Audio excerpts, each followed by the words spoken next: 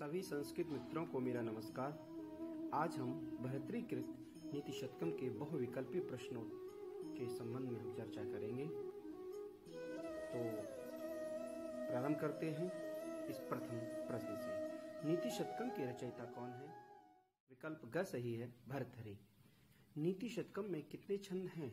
100 का विकल्प सही है। मनुष्य क्या नहीं कर सकता? ख, मूर्ख के चित्त को नहीं बदल सकता। यत्न से सिकता को पीड़ित करता हुआ मनुष्य क्या कर सकता है? ख, तेल निकाल सकता है। कोमल मृणाल तंतु से हाथी को कौन बांधना चाहता है? विकल्प का सही है। जो दुष्ट को सज्जनों के मार्ग पर लाना चाहता है वह मृणाल तंतु से हाथी को बांधने का प्रयास करता है। किसकी औषधि नहीं है? कवि कहते हैं कि मूर्ख की कोई औषधि नहीं है। ख सही है। विद्वानों के समाज में मूर्ख का भूषण क्या है? मौन, चुप रहना, यानी कि विकल्प ख सही है। मूर्ख कब तक शोभित होता है? जब तक वह बोलता नहीं है। का सही है। साहित्य संगीत कला विहीन मनुष्य कौन है? साक्षात पशु। का सही है। पशुओं का भाग्य क्या है? ख, मनुष्य घास नहीं खाता। यही पशुओं का परम सौभाग्य है कि वह घास नहीं खाता। इसमें विकल्प ख सही है। इसके बाद आगे देखिए, आगे लिखा है, कवि भर्तृहरि जी कहते हैं विधाता अधिक कुपित होकर हंस का क्या कर सकता है? इसमें विकल्प घ सही है। कमल के वन का विलास छीन सकता है। विधाता अधिक कुपित होकर हंस का क्या नहीं कर सकता? वह नीर क्षीर विवेक समाप्त नहीं कर सकता। जो अंदर क्वालिटी हो उसको समाप्त नहीं करता। घ सही है। मनुष्य को अलंकृत कौन करता है?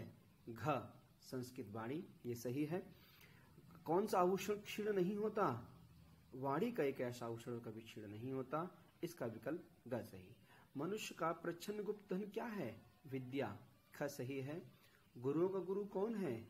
इसमें भी क, विद्या, ये भी सही का है इसका। राजाओं में किसकी पूजा होती है? विद्या की। घ सही है। विद्या विहीन मनुष्य क्या है? पासु, यानी साक्षात पशु है। विद्या से रहित मनुष्य पशु के समान होता है, अर्थात साक्षात पशु है, कवि कहते हैं। और इसके बाद आगे 19वें देखेंगे प्रश्न में, बुद्धि की जड़ता कौन हरती है? सत्संगति। घ सही है। नीच जन क्या नहीं करते? नीच जन विघ्नों के भय से कार्य आरंभ नहीं करते हैं। इसमें घ सही है। विषम असधारा व्रत कौन पालन करता है? क, सज्जन। सह का शिशु क्या करता है? क, मत वाले हाथियों पर आक्रमण। पुरुष किसके बिना क्षण में अन्यसा हो जाता है? केवल धन के बिना। धन के बिना ही मनुष्य पल भर में ही दूसरा सा हो जाता है। अर्थात कवि धन की महत्ता के विषय में बता रहे हैं। और इसके बाद आगे 24वें प्रश्न में देखिए, कुलीन कौन मनुष्य कहलाता है? आज के समय कुलीन धनी मनुष्य कहलाता है। विकल्प ख सही है। सभी गुण किसके आश्रित होते हैं? क, कांचन के, यानी कि स्वर्ण के। उत्तम जन क्या नहीं करते? उत्तम जन कोई कार्य प्रारंभ करके नहीं छोड़ते, यानी कि विकल्प ग सही है। किस प्रकार के मित्र से याचना नहीं करनी चाहिए? निर्धन अगर मित्र है आपका तो कवि कहते हैं उससे कभी भी याचना नहीं करनी चाहिए। ठीक है ना, यानी विकल्प का सही है। आगे, तेजस्वी पुरुष क्या सहन नहीं करता? वह दूसरों द्वारा किया हुआ अपमान सहन नहीं कर सकता। का सही है। वित्त की कितनी गतियां होती हैं? वित्त की 3 गतियां होती हैं, उपभोग, दान और नाश, यानी ख सही है। धन की तृतीय गति ग, नाश। नृप नीति किसके समान है? राजाओं की नीति किसके समान है? तो कवि कहते हैं क, वारंगना के समान, यानी कि वैश्या के समान राजाओं की नीति होती है। पल भर में अपने को बदलती रहते हैं, अर्थात इसका विकल्प का सही है। चातक से क्या करने को कहा गया है? चातक से कहा गया सबके सामने दीन वचन न बोलने को, यानी कि विकल्प का सही है। मनुष्य हाथी के समान मदांध कब हो जाता है? जब थोड़ा सा ज्ञान प्राप्त कर लेता है तब, यानी कि घ सही है।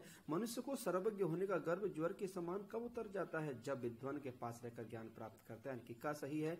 इंद्र, यानी कुत्ता इंद्र के पास खड़ा हुआ देखकर क्या करता है? वह कुत्ता इंद्र के पास खड़ा हुआ देखकर लज्जित नहीं होता। इसमें विकल्प ख सही है, अर्थात वह लज्जित नहीं होता। स्वर्ग से गंगा कहाँ गिरी? कवि कहते हैं स्वर्ग से गंगा शिवजी के शीश पर, यानी कि ग सही है। शिवजी की शीश से गंगा कहाँ गिरी? हिमालय पर्वत पर, घ सही है। हिमालय पर्वत से गंगा कहाँ गिरी? धरती पर, क सही है। अग्नि अग्नि किससे वारण की जा सकती है? अग्नि को किससे शांत किया जा सकता है? तो कवि कहते हैं जल से। और इस प्रश्न का जो उत्तर है वह ख सही है। सूर्य की धूप किससे रोकी जा सकती है? कवि कहते हैं छतरी से, यानी कि ख सही है। मतवाला हाथी किससे वश में किया जा सकता है? इस प्रश्न का आंसर होगा ग, नुकीले अंकुश से। गाय को और गधे को किससे वश में किया जा सकता है? कवि कहते हैं डंडे से उन्हें वश में किया जा सकता है। रोगों को किसके द्वारा वश में किया जा सकता है? रोगों को औषधियों के द्वारा वश में किया जा सकता है। घ सही है। विष की औषधि क्या है?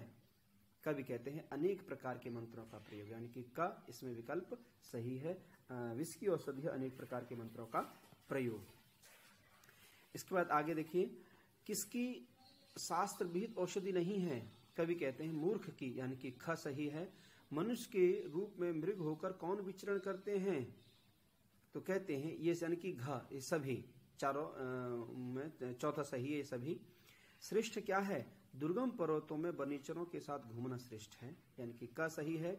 सुरेंद्र के भवनों में किसका संपर्क श्रेष्ठ नहीं है? तो कहते हैं मूर्ख जन का, ख सही है। किस राजा के राज्य में प्रसिद्ध कवि निर्धन बनकर रहते हैं? किसकी मूर्खता है? ग, राजा की। बिना धन के ईश्वर कौन है? तो कवि कहते हैं जो विद्वान लोग हैं वो बिना धन के भी ईश्वर होते हैं, अतः इसमें विकल्प ख सही है। कौन से कुपरीक्षा निंदनीय होते हैं? कवि कहते हैं जो मणियों का मूल्य कम आंकते हैं, क सही है। कि कौन सी वस्तु चुराने वाले को दिखाई नहीं देती? ख, विद्या। सदा कल्याण का पोषण कौन करता है? कवि कहते हैं विद्या, ग सही है। प्रलय में भी किसकी समाप्ति नहीं होती? घ, विद्या की। राजाओं को किसके प्रति अभिमान करने को कहा गया, त्यागने को कहा गया है? तो क, विद्वानों के, का सही है। भर्तरी ने किनका अपमान न करने को कहा गया है? ख, पंडितों का। अर्थात जो विद्वान व्यक्ति हैं, जो पंडित व्यक्ति हैं, उनका अपमान नहीं करना चाहिए। इसके बाद आगे 57वां जो प्रश्न है उसमें देखिए क्या लिखा है। और कवि भर्तरी जी कहते हैं कि किस तिनके के समान लक्ष्मी किसको नहीं रोक पाती? तो विद्वानों को। इसमें प्रश्न ग सही है। हाथियों को बांधने की क्षमता किस में नहीं है? कमल के तंतु में, घ सही है। शांति होने पर किसकी आवश्यकता नहीं रहती? कवच की, का सही है। क्रोध होने पर किसकी आवश्यकता नहीं रहती? शत्रु की, ख सही है। बंधु बांधवों के होने पर महाराज भर्तरी ने किसकी आवश्यकता नहीं समझी? बंधु बांधव होने पर महाराज भर्तरी किसकी आवश्यकता नहीं समझी? अग्नि की, यानी कि इसका ग सही है। इस प्रश्न का आंसर ग होगा। और अंत में कहते हैं मित्र के होने पर किसकी आवश्यकता नहीं रहती? तो कहते हैं दिव्य औषधियों की आवश्यकता नहीं रहती, घ सही है। यदि दुर्जन हो तो किसकी आवश्यकता नहीं है? अगर दुष्ट लोग हैं तो किन्हीं सर्पों की आवश्यकता नहीं होती। प्रशंसनीय विद्या होने पर किसकी आवश्यकता नहीं रहती? प्रशंसनीय अगर विद्या है, अच्छी विद्या है, सुविद्या है तो धन की आवश्यकता नहीं रहती, ख सही है। और आज का अंतिम प्रश्न है, लज्जा होने पर किसकी आवश्यकता नहीं रहती? अगर आपके पास लज्जा है, शर्म है, तो कहते हैं कवि भर्तरी की किसी आभूषण की आवश्यकता नहीं रहती। अगर लज्जा नहीं है तो कोई आभूषण पहन लो।